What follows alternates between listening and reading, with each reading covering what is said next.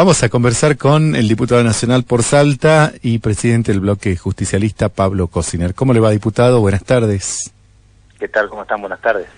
Bien, con cierto desconcierto por todo lo que está ocurriendo, además de lo que representa una jornada como la de hoy, en la que con anticipación se había preparado un paro y que de acuerdo a los resultados del mismo ha dejado, por lo menos en lo que tiene que ver con el alcance, satisfecho a sus convocantes, ¿no? Pero aparece también la renuncia en un momento insólito del presidente del Banco Central. ¿Cómo analiza este presente? No, muy complicado.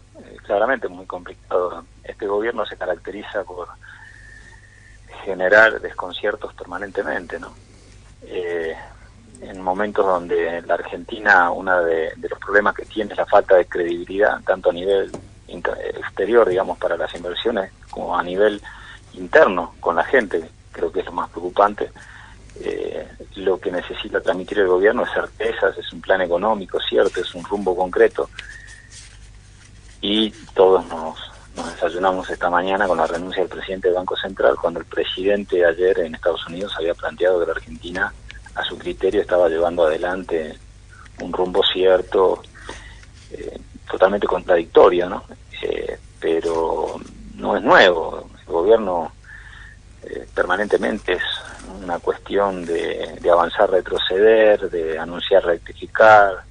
Entonces, lamentablemente, hasta que el gobierno no defina claramente un plan económico, una línea de acción que le comunique a todos los argentinos, estos desconciertos lamentablemente van a seguir, ¿no? Pero más allá de los problemas económicos que tiene la Argentina, hay un problema fundamental de actitud de este gobierno.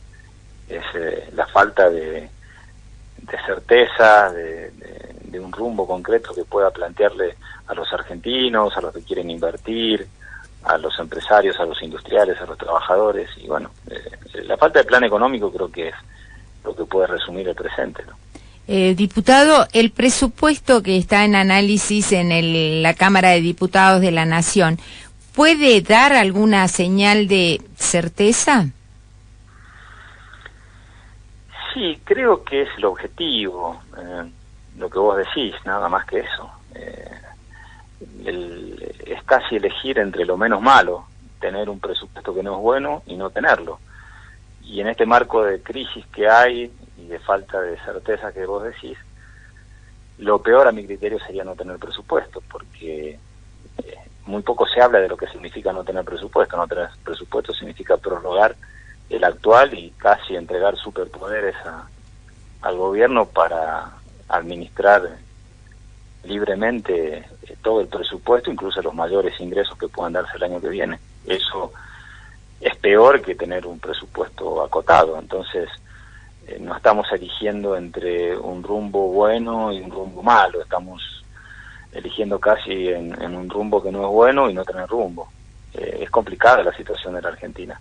Entonces, lo que nosotros como oposición tenemos que hacer es, creo yo, no ser funcionales a que la crisis se profundice, y esperar a que el gobierno realmente define un plan económico y lo anuncie, ¿no? Entonces la situación es muy muy difícil. Digo yo que la gran responsabilidad de quienes somos oposición hoy es saber administrar nuestras diferencias y nuestras disidencias para no ser funcionales a que la crisis se profundice y la falta de credibilidad de la Argentina también. Desde la conducción de la CGT hoy se demandaba un plan B, porque lo contrario lo llevaría a no darle tregua a este gobierno. Es como que estamos al borde de cierta disolución social. ¿Lo ve así? No creo que estemos al borde de una disolución social. Estamos viviendo momentos muy difíciles. Un país donde aumentan los niveles de desempleo, donde seguramente los niveles de pobreza van a aumentar. Es complicado, donde para el año que viene se pronostica una nueva caída de la actividad económica, donde este año se había previsto, cuando se trató una reforma tributaria a comienzo de año, un país que iba a crecer arriba de 3 puntos del PBI, y el resultado anunciado por el gobierno es que va a decrecer casi 3 puntos del PBI, o sea que va a decrecer casi lo que se había previsto que tenía que crecer. Entonces es un país totalmente distinto al que el gobierno había planificado a comienzo de año. Es una situación difícil. No creo que que tenga que ver con la disolución social. Creo que es una situación muy extrema, y además creo que todos los que tenemos responsabilidades como dirigentes, sea políticos, sindicales, sociales, gobierno, tenemos que aportar cuota de responsabilidad y de racionalidad para que eso tampoco suceda. Hasta eso está en manos de todos. ¿Qué tal, diputado? Daniel Ávalo lo saluda, buenas tardes. ¿Qué tal? ¿Cómo está? Bueno, le hago una pregunta medio visceral y casi diría yo de un tipo atemorizado por el rumbo del país. ¿Vio cuando usted va en un auto y está un amigo manejando de manera realmente imprudente, que uno por ahí sospecha que no sabe? En algún momento le dice, che, pará, girá o dejame el auto, no sé. ¿Es trasladable la metáfora, digamos, a lo que estamos viviendo? No sé cuáles son los mecanismos institucionales para... Es complicado porque el piloto tiene que seguir arriba del auto hasta que se cumpla la meta y ahí evaluar el recambio del piloto. No te queda otra. Nosotros creemos que el rumbo no es correcto. Vemos con preocupación de que el gobierno no rectifica el rumbo, que las señales que dan son cada vez más contradictorias. En el comienzo de la charla que teníamos recién y lo que pasó con Caputo hoy, mientras el presidente dice una cosa en Estados Unidos, en Argentina pasan otra. Un país que sigue aferrado, lo hemos hablado varias veces con ustedes, a los criterios del mercado y de las políticas monetarias, que nunca ha dado señales de la economía real de la Argentina. Pero bueno, es el gobierno que tiene que estar hasta el 10 de diciembre del año que viene. Lo que sí, desde quienes no compartimos esta visión, debemos tomar con responsabilidad el desafío que tenemos y construir otra alternativa para los argentinos y ofrecerlas el año que viene. Porque con este rumbo económico la Argentina no tiene posibilidades de mejorar. Lo que hay que tratar de que la crisis no se profundice y apostar a que el gobierno se dé cuenta. Ahora, si no se da cuenta, es muy difícil que las cosas cambien.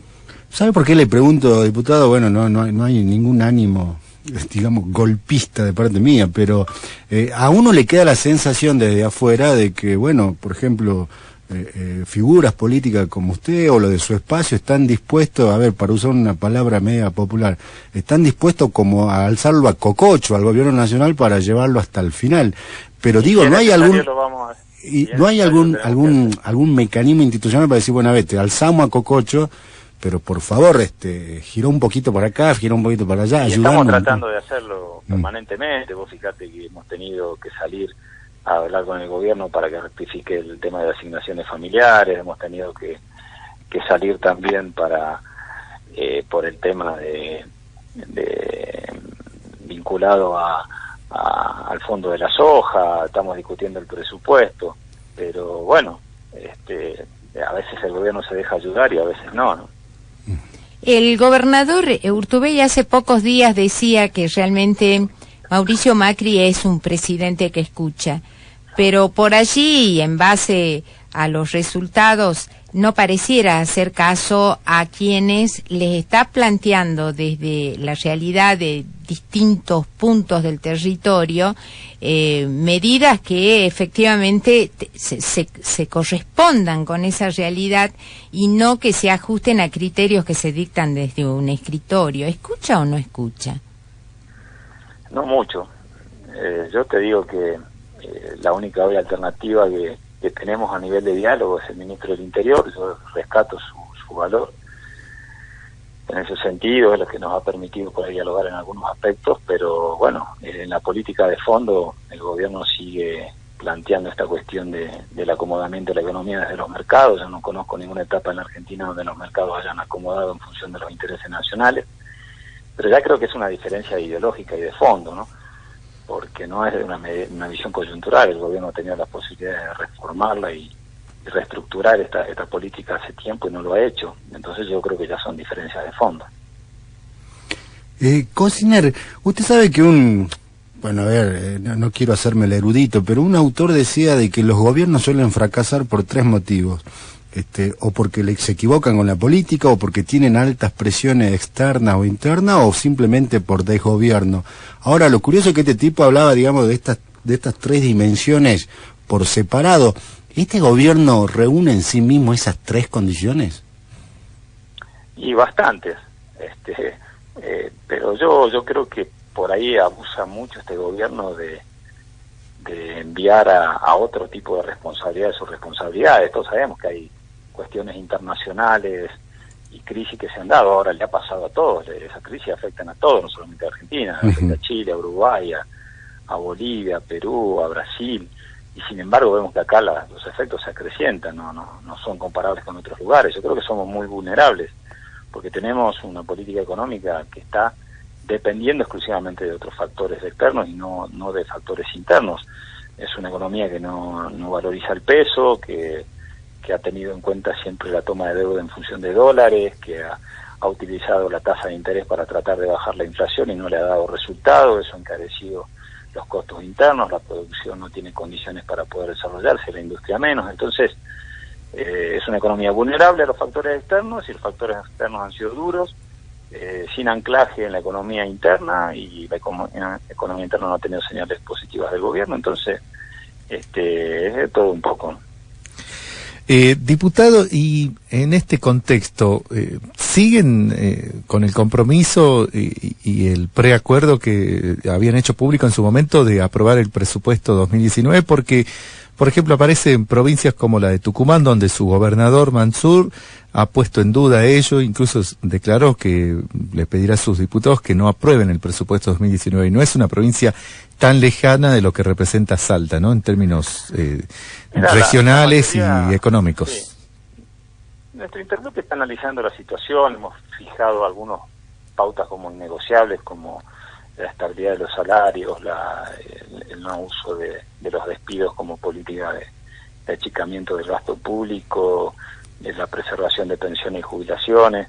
Ahora, después hay gobernadores, entre los cuales está el gobernador de la provincia, que ha firmado la adenda al compromiso fiscal, que es un compromiso de mayor nivel de recaudación para la provincia. Entonces también hay que ser consecuente con eso. Me parece que si el gobierno de Salta, como el gobierno de Entre Ríos, de Chaco, de San Juan, de Córdoba, varios gobernadores, yo por hablar algunos peronistas, pero hay otros más de otros partidos, han firmado esta adenda que representa cambio al sistema tributario que le van a generar mayores ingresos a las provincias, y con eso le va a permitir compensar el hecho que se tienen que hacer cargo de algunas cuestiones como el subsidio al transporte, el fondo de la soja. Digo, tampoco vamos a hacer que los gobernadores vayan por un lado y nosotros por el otro, cuando estamos discutiendo lo mismo, que es recursos de las provincias y recursos del Estado Nacional. Por lo menos es mi visión. Yo entiendo que cuando vos formás parte de un equipo de trabajo, tenés que jugar todos para el mismo lado, porque si no estás haciendo trampa, ¿no? Y yo creo que yo me considero parte de un equipo de trabajo que hoy gobierna la provincia, y hemos venido desarrollando junto con el ministro Estrada, el jefe de gabinete Fernando Yarade y el gobernador, estrategias en el mismo sentido. Mi posición es esa. ¿Eso qué puede significar, Pablo, respecto de la pertenencia a un sector político con el que se identifican, por ejemplo, el movimiento obrero organizado? ¿Les compromete también la opinión, o acá se prioriza la gestión de gobierno y se debe trabajar en función de ello? Obviamente que hemos tenido reuniones con ellos, lo hemos escuchado. De hecho, el otro día parte de sectores importantes de los gremios han estado reunidos con el gobernador del TUE en Buenos Aires, lo hemos escuchado. Ellos no todos los sectores gremiales tienen la misma visión, ¿no? Depende también de los referentes. En el caso de los gremios con los cuales hemos estado trabajando, también ven con mucha preocupación la falta de gobernabilidad que puede llevar a la Argentina a no tener su presupuesto. Entonces, no es fácil, no es una línea tan delgada, tan firme, que te puede decir que estás con una posición o con otra posición, porque lo más fácil como dirigente de la oposición es ponerme la vereda enfrente, si está todo mal, el presupuesto está mal, no lo apoyamos. Ahora y después, si el no tener presupuesto representa la profundización de la crisis, corridas cambiarias, y una serie de cuestiones, ¿quién se hace cargo de todo eso? Y después está el justificativo que el gobierno siempre busca, que no lo dejan gobernar. Yo creo que el día que el presidente Macri deje su cargo por finalización del mandato, lo que no va a poder decir es que hubo una oposición que no lo dejó gobernar. Y si no acertó y el país no está bien, va a ser exclusivamente por la responsabilidad de no haber acertado a las políticas de gobierno. Y eso es muy importante, máximo cuando al peronismo se lo acusó permanentemente de que no dejaba gobernar y que no había gobierno que pueda finalizar su mandato porque el peronismo no lo permitía. Bueno, eso no va a suceder. En esta etapa hay muchos dirigentes que se han comprometido a eso, a tener otra visión. Creo que la gran mayoría de los gobernadores están en ese sentido, nosotros como diputados y los senadores del bloque del senador Pichetto igualmente. Entonces, es otro momento que vive la Argentina y será responsabilidad del presidente. Si no acierta con sus políticas, no va a poder decir que nadie lo obstaculizó. Diputado, y respecto al paro, más allá de la postura que tenga usted, su bloque o el interbloque, el gobernador Urtubey, no cabe en duda que es una herramienta de los trabajadores y además un derecho constitucional, ¿no? ¿Qué balance hace usted del paro en general y en particular de algo que se ha denunciado por parte de los trabajadores estatales de la provincia de Jujuy, que indicaron que tenían que justificar ante una comisaría cercana a su domicilio su ausencia al lugar de trabajo por la ausencia de transporte público? ¿Qué representa eso? ¿No es acaso un avasallamiento ya del reconocimiento en sí del derecho a huelga? Mira, yo creo que el decidir una medida de protesta como puede ser un paro está totalmente legitimado por la realidad desde ese análisis. O sea, si vos tenés una Argentina a la cual acabamos de describir desde que comenzamos la charla en ese sentido, está claro de que los representantes de los trabajadores plantean una medida de protesta es legítimo. Después el análisis si sirve o no sirve de algo el paro y si se cambia la realidad, en realidad el paro no está hecho para cambiar la realidad, los que tienen que cambiar la realidad son los gobernantes. El paro es una medida de protesta constitucional, entonces a veces me parece que se excede en cuanto a la valorización del paro en función de para qué sirve, y sirve para que los trabajadores protesten. El paro no está hecho para transformar una medida de gobierno, eso lo tiene que hacer un gobierno, y hasta ahí se llega. Están dadas las condiciones de crisis, de falta de trabajo, para plantear una medida de fuerza, y sí, está. Después depende del perfil del dirigente, esa es otra historia. Hay dirigentes que hoy son acérrimos opositores de Macri y trabajaron para Macri, pero después esa es otra historia, ¿no? Había que plantear el trabajo para otra alternativa. La idea era que Macri no llegue a ganar la elección, no una vez que llega diferenciarte. Es lo más fácil de diferenciarte cuando ya ganó el otro. Ahora, eso creo que también habrá que discutirlo en su momento, pues yo veo varios dirigentes gremiales hoy hacer conferencias de prensa como los grandes opositores a Macri y trabajaron para Macri, o directamente o absteniéndose otros, ¿no? Cuando hacíamos la campaña nosotros para Daniel Scioli. Entonces, eso es medio raro. Ahora, que los trabajadores en general hoy están pasando un mal momento, es verdad, y que están dadas las condiciones para plantear una medida de protesta también. La medida de protesta en sí no es buena ni mala, es una medida de protesta, y el que tiene que resolver las cuestiones es el gobierno, no hay que trasladarle la responsabilidad a los trabajadores. ¿Y lo de Jujuy tomó conocimiento? No, me acabo de enterar por vos, la verdad que no, estuve por la mañana con el tema de la renuncia del presidente del Banco Central y demás. No, me parece que hay que dejar la libertad de trabajo para todos, para el que quiera hacer un paro y para el que quiera ir a trabajar. Diputado, acaba de señalar esta situación que ha estado durante la mañana sin duda evaluando lo que significa esta renuncia, y realmente lo que puede suceder de acá en adelante va a ser una situación más complicada. ¿Cree que en realidad esta renuncia de Luis Caputo complica mucho más ese frente interno que tiene la economía, que no termina de encontrar su destino? ¿El impacto político es más de lo que estamos viendo hasta ahora? Y lo vamos a ver en el transcurso de las próximas horas y los próximos días.